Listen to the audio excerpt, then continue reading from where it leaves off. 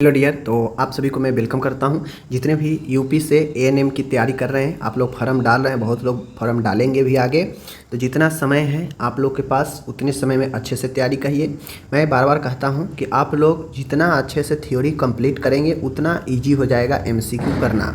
ऐसे प्रैक्टिस कीजिए जिससे लगे कि हाँ वाकई में आप लोग जॉब के कारण, जॉब के लिए पढ़ रहे हैं। ऐसे नहीं कि कुछ भी जो है पढ़ते चले कुछ समझ नहीं रहे हैं, तो वैसे में आपको कोई फ़ायदा होने वाला है नहीं। ठीक है, तो मैं जैसे कहता हूँ थ्योरी पर कमांड कीजिए। थ्योरी के लिए आप बुक पढ़ें, आप ऑनलाइन कितना भी कुछ पढ़ लीजिएगा। ऑनलाइन से आप एमसीक्यू प्रैक्टिस कर सकते हैं, जैसे मैं करा रहा हूँ। बहुत चीज़ें समझ भी सकते हैं, बट कन्फर्म होने के लिए, अच्छे से थ्योरी जानने के लिए आपको सेल्फ स्टडी बहुत ज़रूरी है। और जब तक थ्योरी आपका मजबूत नहीं होगा तब तक आप एग्ज़ाम में क्वेश्चन इधर उधर थोड़ा घुमा देगा तो फिर आप जो है सोच में पड़ जाएंगे, नहीं बनेगा। इजी तो बना लेंगे लेकिन थोड़ा डिफ़िकल्ट मीडियम दे देगा तो नहीं बनेगा। उसके लिए थ्योरी मजबूत है तो बन जाएगा। चलिए, आज का ये वीडियो नंबर अपना यहाँ पे 12 होने वाला है। ठीक है, तो चलिए हम लोग आज देखते हैं। ओके, कितना है आज मेरा यह जो है 12 नंबर का वीडियो है। आप लोग अच्छे से देखेंगे, समझेंगे, और मैं यहाँ पे आपको कोशिश करता हूँ कि जो भी क्वेश्चन है उसको मैं समझाऊँ भी और उसका आंसर तो बताते भी हैं। तो आपको डबल यहाँ पे फ़ायदा होता है कि चीज़ें समझना, कुछ फैक्ट भी समझते हैं क्वेश्चन के बारे में, और साथ में 50 क्वेश्चन प्रतिदिन प्रैक्टिस करते हैं, सुबह में डलता है। ठीक है, तो आप लोग डेली आकर देखिए, आप लोग का एग्ज़ाम अगले 3-4 महीना में हो जाएंगे। तो इस प्रकार से आप लोग जितना पढ़ेंगे बेहतर रहेगा। ओके, चलिए हम लोग यहाँ पे क्या करते हैं, शुरू करते हैं। ओके, चलिए सबसे पहला अपना यहाँ पे क्वेश्चन है, आपके सामने में देख सकते हैं। समान वयस्क का समान शारीरिक तापक्रम होता है। कहता है एक मनुष्य है, वयस्क एडल्ट है, उसका नॉर्मल बॉडी टेम्परेचर कितना होता है। ऑप्शन है 96, 98.6, 98 degree Fahrenheit, 96.6 Fahrenheit. Right answer क्या होगा? तो राइट आंसर अपना यही होगा 98.6 फ़ारेनहाइट, यह नॉर्मल बॉडी टेम्परेचर होता है। ओके, नेक्स्ट क्वेश्चन की तरफ चले। प्रश्न है अपने सामने कि समान वयस्क का समान नाड़ी स्पंदन दर कितना होता है। कहने का मतलब है कि पल्स दर के बारे में पूछ रहा है, पल्स रेट कितना होता है नॉर्मल। ठीक है, 70 प्रति मिनट, 72 प्रति मिनट, 74 प्रति मिनट, 80 प्रति मिनट। बीट होता है। ठीक है ना, तो आप लोग को पता है नॉर्मल जो होता है 70 से लेकर 80 के रेंज में होता है, बट नॉर्मल एवरेज जो है कितना हम लोग मान के चलते हैं, 72 मान के चलते हैं पर मिनट। ठीक है, याद रखिएगा। तो क्या होगा राइट आंसर? राइट आंसर अपना होगा ऑप्शन नंबर बी, 72 पर मिनट। ओके, चलिए आगे क्वेश्चन है, तीसरा नंबर क्वेश्चन है। यहाँ पे देख सकते हैं समान वयस्क की समान श्वसन गति यानी श्वसन दर पूछ रहा है। हम लोग ऐसे जानते हैं नॉर्मल जो है 16 से 20 होता है तो नॉर्मल माना जाता है। ठीक है, पर मिनट। अगर ये चीज़ें हमसे पूछ रहा है, एवरेज एग्जैक्ट पूछ रहा है, तो हम लोग एवरेज मान के चलते हैं 16 प्रति मिनट। ठीक है, 16 प्रति मिनट। ओके, चलिए तो राइट आंसर क्या होगा? राइट आंसर अपना जो है यहाँ पे होगा ऑप्शन नंबर सी। ठीक है, आगे बढ़ते हैं। आगे यहाँ पे जो क्वेश्चन हमसे ये पूछ रहा है कि थर्मामीटर में तापमान का निम्न स्तर क्या होता है। आप लोग पढ़े होंगे, आप लोग को पता है कि जो थर्मामीटर होता है इसमें आपके लो से लेकर हाई टेम्परेचर तक जो है अंकित होता है डिजिट में। इतना फ़ारेनहाइट, 90 फ़ारेनहाइट, 95, 100, 105, 110। तो जो लो टेम्परेचर उस पर थर्मामीटर पर होता है सबसे, वह फ़ारेनहाइट में अगर आपसे बात करेगा तो कितना होगा? ऑप्शन आपके सामने है। ऑप्शन ए है 95 Fahrenheit, 96 Fahrenheit and 96.8 Fahrenheit and 97 Fahrenheit. तो राइट आंसर कितना होगा? जो नॉर्मल जो सबसे लो टेम्परेचर अंकित होता है थर्मामीटर पर वह होता है आपका कितना? 95 फ़ारेनहाइट। ठीक है, ये होता है, यानी ऑप्शन नंबर ए राइट होगा। ओके, आगे चलते हैं। 5वां नंबर का क्वेश्चन है आपका यहाँ पे, थर्मामीटर में तापमान का उच्च स्तर, हाई टेम्परेचर के बारे में पूछ रहा है। एक देखिए, उच्च सीमा और निम्न सीमा इस तौर पे समझिए। मतलब थर्मामीटर में सबसे लो टेम्परेचर कितना लिखा रहता है और सबसे हाई टेम्परेचर कितना होता है, ये है। ठीक है, कितना दर्शाया होता है। तो लो की तो बात कर लिए, हाई की बात करेगा 107 फ़ारेनहाइट, 108 फ़ारेनहाइट, 109 फ़ारेनहाइट, 110 फ़ारेनहाइट। तो अपन यहाँ पे राइट आंसर कितना होगा? Option number D, 110 Fahrenheit right होगा। ओके, आगे बढ़ते हैं। 6 नंबर का क्वेश्चन है, जीभ के नीचे दी जाने वाली दवा को क्या कहते हैं? जो जीभ के नीचे दवा दिया जाता है उसको कौन सी दवा कहते हैं? आप लोग अक्सर देखते होंगे कि जो हार्ट पेशेंट होते हैं उसको एक दवा दिया जाता है, जिस दवा को कहा जाता है कि जीभ के नीचे रख लीजिएगा, ठीक है। और वह जीभ के नीचे रखने से वह जो है क्या होता है, एब्जॉर्ब हो जाता है। वह कौन सी दवा होती है? Oral, sublingual, transdermal, intradermal. तो मैं आपको बता दूं, इंट्राडर्मल होता है जो त्वचा के नीचे दिया जाता है, ट्रांसडर्मल, सबलिंगुअल, ओरल। ओरल मतलब मुंह से, सबलिंगुअल मतलब जीभ के नीचे रखने वाला दवा। तो ऑप्शन बी राइट होगा, ठीक है। चीज़ें समझ गए, आगे बढ़ते हैं हम लोग। 7 नंबर का क्वेश्चन है, नाक से रक्तस्राव को क्या कहा जाता है? नाक से रक्तस्राव को हेपेटाइटिस कहा जाता है, हेमरेज कहा जाता है, एपिस्टेक्सिस कहा जाता है एंड हीमोस्टेसिस कहा जाता है। तो राइट आंसर, नक्सीर को हम लोग मेडिकल टर्म में एपिस्टेक्सिस, नाक से खून आना, नक्सीर बोलते हैं, ठीक है। आगे बढ़ते हैं। 8वां नंबर का क्वेश्चन है, यहाँ पे बहुत अच्छा प्रश्न है कि अंतःपेशी इंट्रामस्कुलर इंजेक्शन देने का कौन है? अंतःपेशी इंट्रामस्कुलर मतलब मांस के अंदर, और मांस के अंदर जो दिया जाने वाला इंजेक्शन होता है उसका कोण कितना होता है? 15, 25, 45, 90। इसका कोण कितना होगा? 90 डिग्री पर दिया जाता है। ऑप्शन डी राइट होगा, ओके। आगे बढ़ते हैं। आगे यहाँ पे क्वेश्चन है, एड्स का पूरा नाम क्या है? तो एड्स का पूरा नाम क्या है ये बताना है, फुल फॉर्म पूछ देगा आपसे एग्जाम में। तो एड्स का पूरा नाम क्या होता है? ऑप्शन ए है acquired acute immunodeficiency syndrome, acquired immunodeficiency syndrome, acute inflammation disease syndrome, acute inflammatory disease syndrome. मैं बता दूं यहाँ पे आप लोग को जानकारी के लिए कि इस प्रकार से आपको सारे के सारे मैच करेगा। एड्स देख लीजिए, सब के सब जो है उसी से है, लेकिन आपको इसका रियल बताना है। रियल क्या होगा? तो रियल ऑप्शन नंबर बी होगा, एक्वायर्ड इम्यूनोडिफिशियेंसी सिंड्रोम एड्स होता है। समझ गए? आगे 10वां नंबर है, कह रहा है कि फ्लोरेंस नाइटिंगेल का जन्म जो है कब हुआ था? 1910, 1920, 1810, 1820। तो राइट आंसर क्या होगा अपन यहाँ पे? तो फ्लोरेंस नाइटिंगेल का जन्म 1820 में राइट होगा, option number D, okay. 11 number का क्वेश्चन है, सूक्ष्म जीवाणु को पूरी तरह समाप्त करने की प्रक्रिया यानी स्पोर सहित समाप्त करने की प्रक्रिया क्या कहलाती है?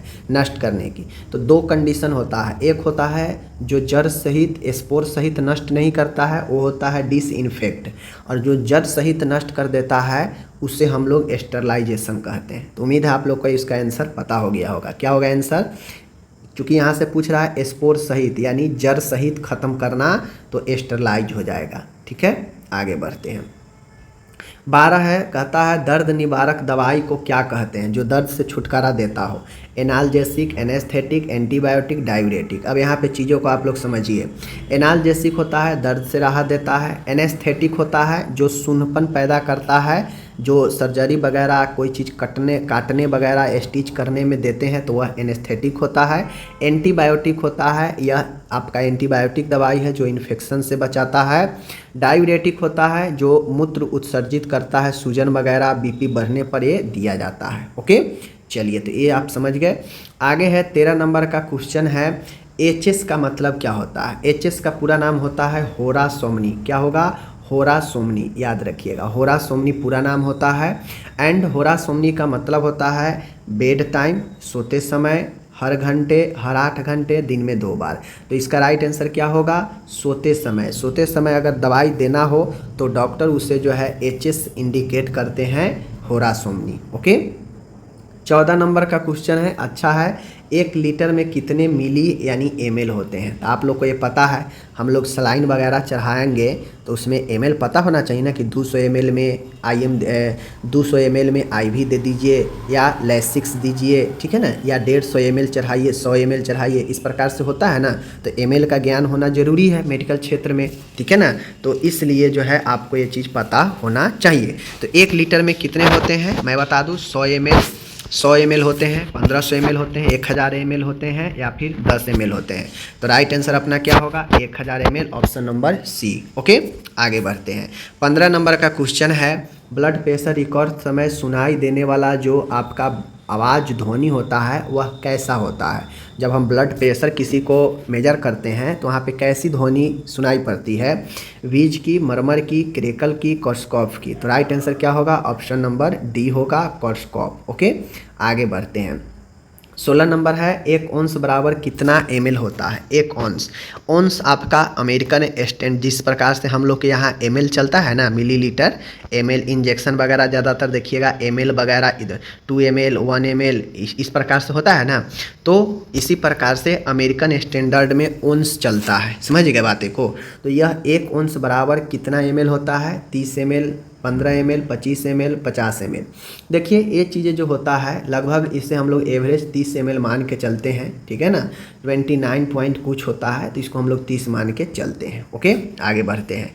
कहता है CPR देते समय प्रेशर, ठीक है ना, प्रेशर यानी कंप्रेशन और वेंटिलेशन का अनुपात कितना होना चाहिए? समझ गए?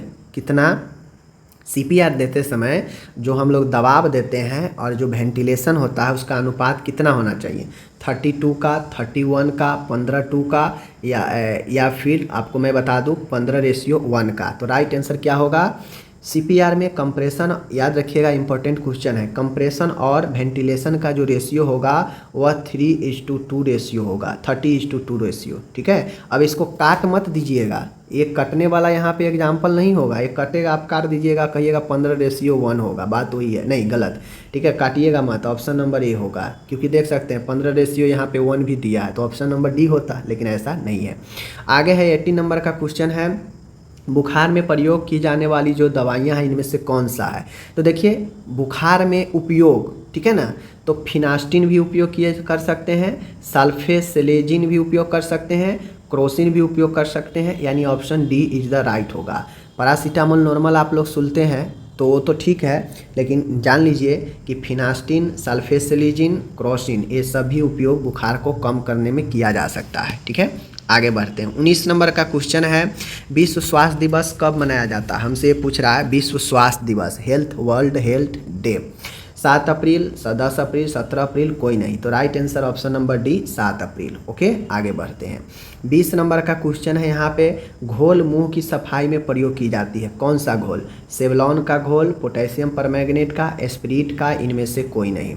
तो मैं जानकारी के लिए बता दूँ, पोटेशियम परमैंगनेट का जो है घोल का इस्तेमाल 5000:1 के रेशियो में किया जाता है, और यह पोटेशियम KMnO4 जो होता है, KMnO4 यह इस्तेमाल किया जाता है घोल में मुंह की केयर करने में, ओरल केयर में। ओके, 21 नंबर का है, जुओं को मारने में किस एसिड का प्रयोग किया जाता है? तो जो जुआ होता है उसको, जू को मारने में हम लोग carboxylic acid, sodium chloride, glycerine या बोरिक एसिड। तो राइट आंसर क्या होगा? Right answer option number A carbolic acid right होगा। ओके, 22 नंबर का क्वेश्चन है, 1 औंस कितने के बराबर होता है? मैंने अभी ऊपर बताया कि 1 औंस लगभग जो है 30 ml के बराबर होता है, ये तो बता ही दिए हैं। ठीक है, कहता है, मैं अभी क्लियर कर, तो यहाँ पे नेक्स्ट क्वेश्चन है, कह रहा है कि डैश पर रेक्टल तापमान समान होता है, मतलब जिस प्रकार से हम लोग जानते हैं कि एवरेज जो ओरल टेम्परेचर होता है 98.6 होता है, हम लोग जानते हैं ना, सब लोग जानते हैं। उसी प्रकार से मैं बता दूं जानकारी के लिए कि जो मलाशय के तापमान, अगर किसी को मलाशय से अगर टेम्परेचर लेना हो तो ओरल में जिस प्रकार से 98.6 नॉर्मल होता है, तो मलाशय का नॉर्मल कितना होगा? क्योंकि हम बता दें जानकारी के लिए कि ओरल टेम्परेचर से लगभग 0.5 से लेकर 1 फ़ारेनहाइट अधिक होता है, मोर देन ओरल टेम्परेचर, यानी rectal temperature more than oral temperature 0.5 to 1 Fahrenheit.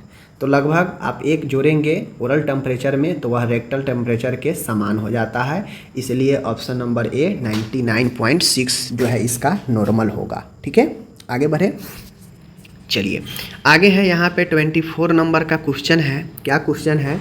Ayurveda का अर्थ क्या होता है? आयुर्वेद का अर्थ होता है जीवन, विज्ञान, ज्ञान, जीवन का विज्ञान। ठीक है, तो आयुर्वेद का अर्थ अपना जीवन का विज्ञान, ऑप्शन नंबर डी राइट होगा। समझ गए, आगे बढ़ते हैं। 25 नंबर का क्वेश्चन है यहाँ पे, एनाल्जेसिक दवाइयाँ होती है। एनाल्जेसिक दवाइयाँ कैसी दवाइयाँ होती है, किस प्रकार की, किस लिए? तो दर्द निवारक, संवेदन हरण, सूजन कम करने वाले, इनमें से सभी। तो जानकारी के लिए मैं बता दूं, अभी ऊपर बताया कि एनाल्जेसिक एक दर्द निवारक दवाई होती है। 26 नंबर का क्वेश्चन है, ओडी का अर्थ क्या होता है? दिन में 1 बार, दिन में 3 बार, दिन में 4 बार, भोजन से पूर्व। तो मैं बता दूं, ओडी का होता है ओमनी डाई। क्या होता है? ओमनी डाई, ठीक है, ओमनी डाई। और ओमनी डाई का वंस इन डाई भी कहते हैं, दिन में वंस इन डे, यानी दिन में 1 बार, ओडी का मतलब, ठीक है। ये सब डॉक्टर लिखते हैं, उसको समझना पड़ता है। नेक्स्ट है यहाँ पे, नेक्स्ट क्वेश्चन है आपका यहाँ पे समझने वाला है, देख लीजिए। क्वेश्चन कह रहा है कि अध त्वचा द्वारा त्वचा के नीचे स्थित ऊतकों में निम्न इंजेक्शन दिया जाता है। यानी कहता है अध त्वचीय मतलब वसा में जो वसीय जो त्वचा होते हैं, ऊतक होते हैं, उसमें इंजेक्शन देते हैं, तो उसे हम लोग क्या कहते हैं, किस नाम से जानते हैं? इंट्रामस्कुलर, सबक्यूटेनियस, इंट्राऑर्ट्रियल या इंट्राकार्डियक? तो राइट आंसर अपना क्या होगा? सबक्यूटेनियस। सबक्यूटेनियस अधत्वचीय इंजेक्शन होता है, ऑप्शन बी। ओके, आगे है 28 नंबर का क्वेश्चन है, कहता है गर्म भाप सांस द्वारा दी जाती है जिसे कहा जाता है। यानी गर्म भाप अगर हम इनहेल करवाते हैं किसी मरीज को जो अस्थमा वाला हो या किसी को श्वसन कष्ट हो, दमा वाला हो, तो उसे हम लोग स्टीम इनहेलेशन, गर्म भाप जो है दिलवाते हैं, तो उसे क्या कहा जाता है? निवेशन, इंसर्शन, अंधधमता या स्टीम इनहेलेशन? तो अभी बता दिए, गर्म भाप मतलब स्टीम इनहेलेशन का श्वसन करवाना, ठीक है। आगे है यहाँ पे देख लीजिए, नेक्स्ट क्वेश्चन है, एपिडेमियोलॉजिकल त्रिभुज में इनमें से कौन सम्मिलित नहीं है? आप लोग पढ़े होंगे त्रियक विज्ञान, ठीक है ना, एपिडेमियोलॉजी। तो उसमें आपको पता है त्रिभुज होता है, इसमें 3 फैक्टर होते हैं किसी भी रोग के उत्पन्न होने के लिए। 3 फैक्टर में पूछ रहा है, एक कौन नहीं होता? चूँकि 4 ऑप्शन है, वातावरण होता है, कारक भी होता है, समूह नहीं होता है, पोषक होता है। फैक्टर, एजेंट एंड इन्वायरमेंट, ये 3 चीज़ होता है ना, तो वो 3 चीज़ में समूह नहीं होता है, तो ऑप्शन सी राइट होगा। ओके, आगे बढ़ते हैं। 30 नंबर का क्वेश्चन है, एस्केरिएसिस लंबेक्रोइड एक प्रजाति है किसका? अब आप लोग पढ़े होंगे एस्केरिएसिस लंबेक्रोइड के बारे में, तो आपको पता होगा। नहीं पता है तो मैं बता दूं, यह एक प्रजाति है आपके किसके? गोल कृमि के, फीता कृमि के, छोटे कृमि के एंड अंकुश कृमि के। तो एस्केरिएसिस लंबेक्रोइड जो होता है यह गोल कृमि की एक प्रजाति है, ऑप्शन ए, ठीक है।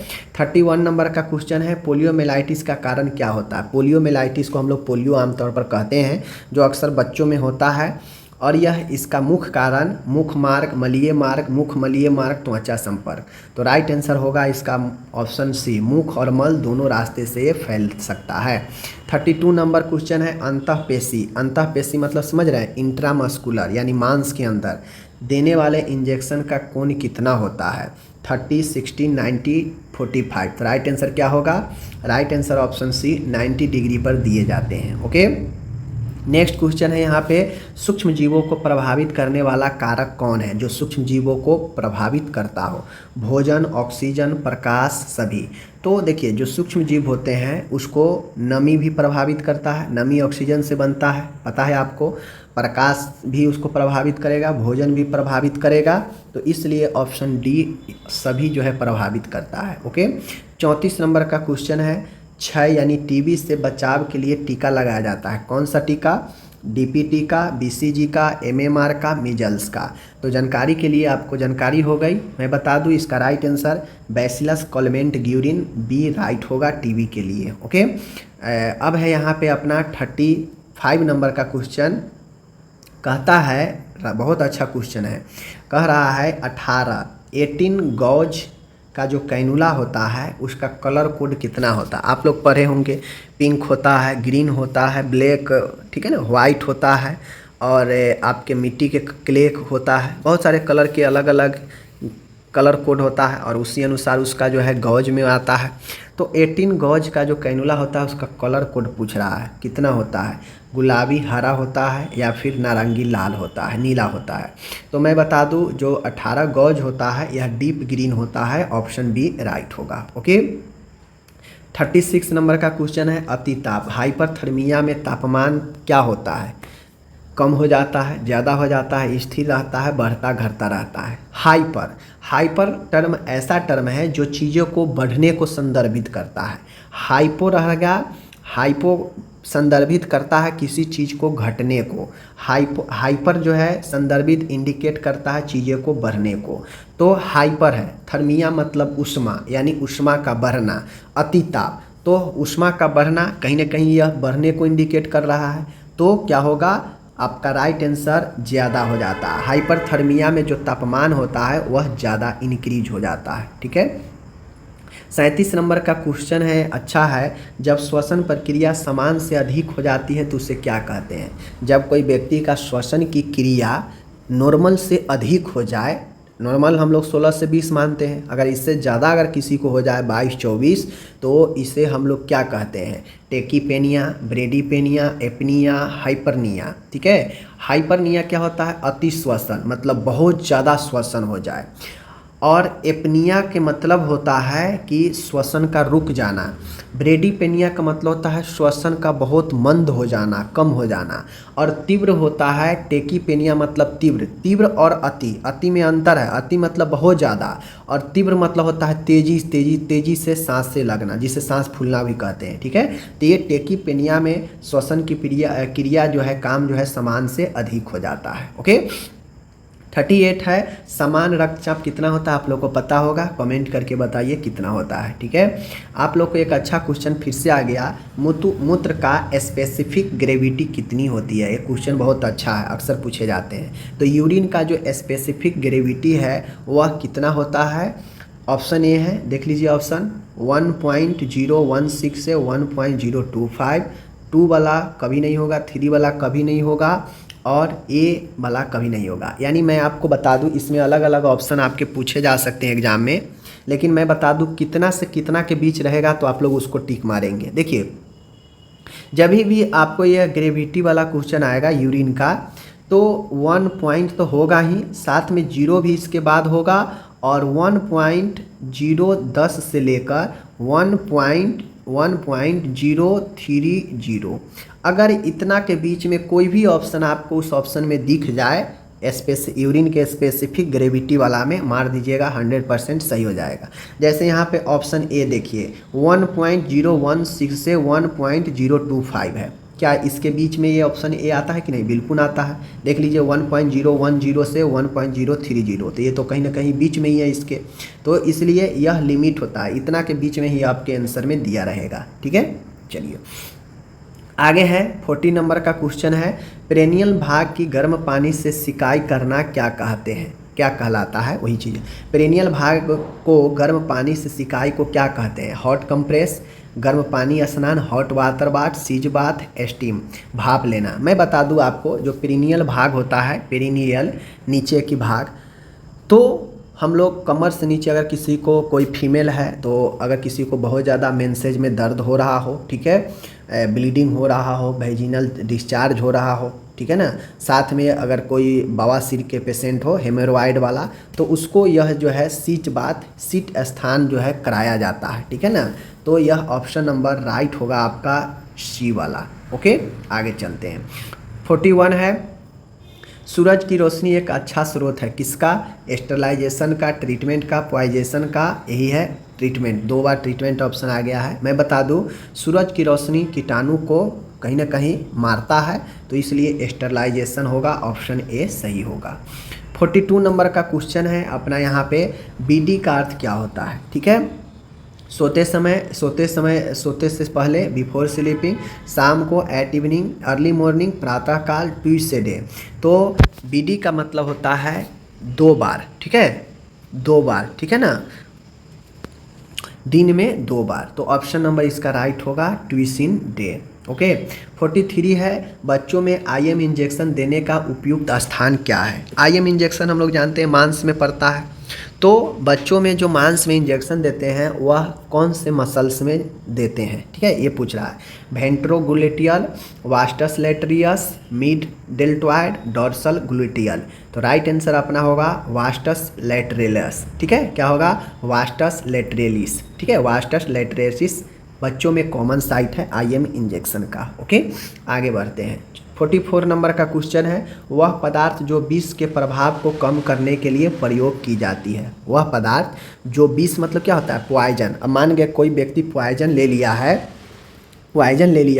या कोई ऐसे दवाई ले लिया जो रिएक्शन कर गया, रिएक्शन मतलब पॉइजन विष के काम कर गया उसके लिए, तो उस कंडीशन में सभी दवाई के अलग अलग काटने वाला, उसके विरुद्ध काम करने वाला दवाई भी आता है। ठीक है, तो जैसे एविल वगैरह आप लोग देखते हैं ना, दिया जाता है एविल वगैरह, वह क्या करता है, रिएक्शन को काटता है, पॉइजनिंग को काटता है। तो कहीं ना कहीं एक ऐसा पदार्थ जो विष के प्रभाव को कम करता हो वह कौन होता है, एंटीडॉट्स, एंटीसेप्टिक, एंटीबायोटिक, एंटीफंगल। इसमें समझने की चीज़ है, विष के प्रभाव को कम करता है एंटीडॉट्स। ठीक है, अब अलग अलग एंटीडॉट्स आते हैं, सबका अलग अलग होता है। ठीक है ना, आप लोग देखते हैं कि एंटी वेनम आता है, सांप के जो स्नेक का जो पॉइजन होता है, सांप काटने पर जो एंटीडॉट दिया जाता है वह एंटी वेनम होता है। ठीक है, वेनम को काटने वाला वह भी एक एंटीडॉट है, समझ गए। बहुत सारे दवाई का भी एंटीडॉट आता है, समझ गए, तो वो होता है। बाकी एंटीसेप्टिक होता है जो आपके सर्जरी वगैरह में इस्तेमाल किया जाता है संक्रमण मुक्त करने के लिए। एंटीबायोटिक होता है जो संक्रमण को रोकथाम करता है, और एंटी फंगल होता है जो एंटी फंगल बहुत सारे दवाई आते हैं दाद खाज खुजली के लिए, तो ये ऑप्शन डी होगा। ओके, 45 नंबर का क्वेश्चन है, कहता है 30 ml कितने ऑन्स के, अब ऊपर पढ़े थे वहाँ पे ऑन्स दिया था कि कितने ऑन्स 1 ml के बराबर होता है, यहाँ पे है कि 30 ml दिया है, कितने ऑन्स के बराबर होगा। क्वेश्चन को पलट दिया गया है, ऊपर में ऑन्स दिया था, ml पूछ रहा था, अब हमें ml दे दिया गया है, ऑन्स पूछ रहा है, बात वही है। तो 30 ml कितने ऑन्स के बराबर होता है, अभी ऊपर देखें आप लोग, 1 ऑन्स, ऑप्शन बी राइट। ओके, आगे है 46 नंबर का क्वेश्चन है, अस्पताल में होने वाले संक्रमण को क्या कहते हैं। अस्पताल, अगर कोई व्यक्ति हाथ पैर टूटा हुआ है और गया, उसे अस्पताल में संक्रमण हो गया, तो उस संक्रमण को हम लोग क्या नाम देंगे, क्या कहेंगे। तो अस्पताल जनित संक्रमण को हम लोग क्या कहते हैं, ड्रॉपलेट नहीं कहते हैं, अपॉर्चुनिस्टिक भी नहीं कहते हैं, नोजोकोमियल कहते हैं, संदूषण गलत। तो राइट आंसर क्या होगा अपना, नोजोकोमियल, अस्पताल जनित संक्रमण। ओके, 47 नंबर का क्वेश्चन है कि तापमान अगर 105 फ़ारेनहाइट या इससे ऊपर तक पहुंच जाता है तो इसे क्या नाम दिया जाता है। तो इसे हम लोग हाइपरपैरेक्सिया, हाइपरपायरेक्सिया, उच्च ज्वर, या हाइपैरेक्सिया, या इन्वर्स फीवर, स्विमिंग फीवर। तो इसका राइट आंसर होगा क्या चीज़, हाइपरपैरेक्सिया, उच्च ज्वर, हाइपरपैरेक्सिया होता है आपका राइट आंसर होगा ए वाला, ऑप्शन बी। ओके, 48 नंबर का क्वेश्चन है, अच्छा क्वेश्चन है कि देख लीजिए, मितली, ठीक है, जिम में चलना और उल्टी को रोकने के लिए औषधि का इस्तेमाल किया जाता है। किस औषधि का इस्तेमाल जो है हम लोग उल्टी या मितली को रोकने या कम करने के लिए करते हैं। आपके सामने है, एंटीबायोटिक बता चुके हैं, यह इन्फेक्शन वगैरह को कंट्रोल करता है। ठीक है, एंटी इमेटिक्स, एंटासिड और इमेटिक दवाइयाँ। एंटी इमेटिक जो होता है मितली और उल्टी को रोकता है। एंटी मतलब होता है रोकना, विरुद्ध काम करना। एंटासिड होता है जो आपको एसिड को रोकता है, गैस वगैरह को।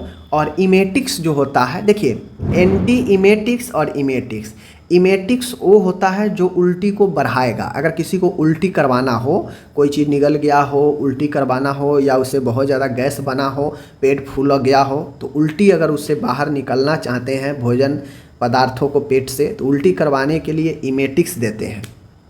ठीक है, और अगर उल्टी को रोकना हो तो एंटी इमेटिक्स देते हैं। दोनों दवाइयाँ अलग अलग आता है। 49 नंबर है, निर्जीवाणु का सबसे अच्छा तरीका क्या है। निर्जीवाणु का, स्टेरलाइज का सबसे अच्छा तरीका क्या है। बॉयलिंग है, हॉट एयर है, ऑटोक्लेविंग है, डिसइंफेक्ट है। तो मैं जानकारी के लिए बता दूं, निर्जीवाणु करना हो तो उसके लिए सबसे बेस्ट मेथड ऑटोक्लेव होता है। ठीक है, ऑप्शन सी, ठीक है, ऑटोक्लेव का। या इससे सबसे बेस्ट तरीका है बॉयल करने का। सबसे बेस्ट तरीका, आसान तरीका है बॉयल।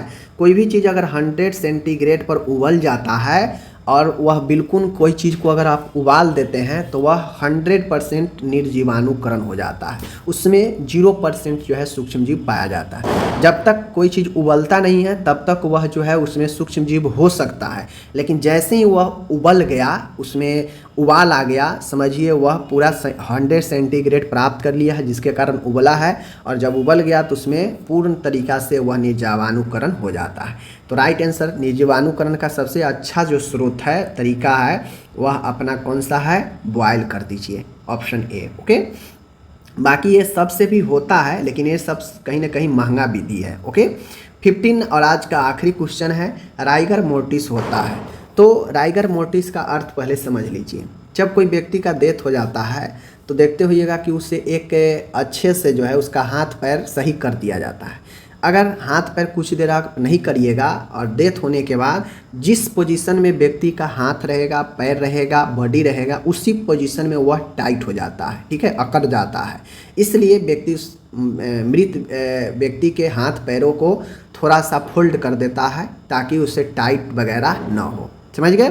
तो राइगर मोर्टिस एक शब्द है जो मौत के बाद जो है शरीर के अकड़ जाना, बॉडी को अकड़ जाना को कहते हैं, टाइटनेस हो जाना। तो ऑप्शन बी राइट होगा। ओके, इस प्रकार से आज यहाँ पे मैं आप सभी जितने भी एएनएम कैंडिडेट हैं यूपीएसएससी के, ठीक है, यूपीएसएससी के 5272 की तैयारी कर रहे हैं, अगर आप लगातार मेरे साथ जुड़े रहते हैं तो एग्ज़ाम जब तक आपका होगा, मैं गारंटी देता हूँ बहुत सारे नॉलेज आपके अंदर आ जाएगा। और इतना एमसीक्यू आप पढ़ लेंगे कि एग्ज़ाम में जाएंगे तो ज़रूर मेरे क्लास से 90% क्वेश्चन यहीं से आने वाला है। समझ गए? 10% हो सकता है आपको समझ में नहीं आए चीज़ें, तो वो बात अलग है, लेकिन पूरे के पूरे क्वेश्चन यहाँ से आने वाला है, क्योंकि मैं इतना ज़्यादा पढ़ा ही दूँगा। समझ गए चीज़ों को? चूँकि मेरे क्लास लेने से एक्स्ट्रा नॉलेज भी मिलता है और क्वेश्चन 50 तो होता ही है डेली बाई। तो चलिए मिलते हैं नेक्स्ट वीडियो में। आप चैनल पर नए हैं सब्सक्राइब कर लीजिए, बेल आइकन को दबाइए। डेली सुबह 7 बजे आपका वीडियो डल जाता है, तो आप कभी भी इस वीडियो को देख सकते हैं। यह 12 नंबर का वीडियो था, ठीक है, 12 नंबर का वीडियो था। आपका वीडियो यहाँ पर होता है समाप्त। धन्यवाद।